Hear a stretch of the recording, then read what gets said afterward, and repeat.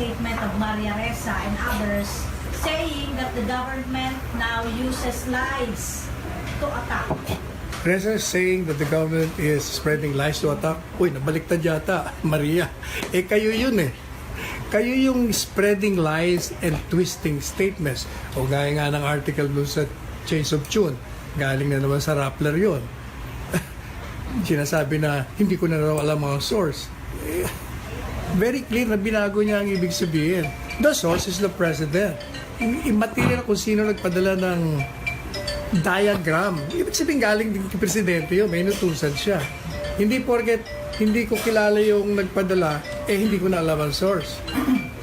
There is only one source, and that is the president. Sir, another question, sir. Would Malacanang dare yung uploader daw ng Bikoy video na pangalanan kung sino yung makasabwat niya? Oy, dapat sabihin niya. Para, kasi kung wala naman, kung inosente naman siya dun sa pag-upload, okay, inutusan lang siya. Dapat sabihin niya kung sino yung mga nasa likod. Otherwise, siya lang ang mapoprosecute.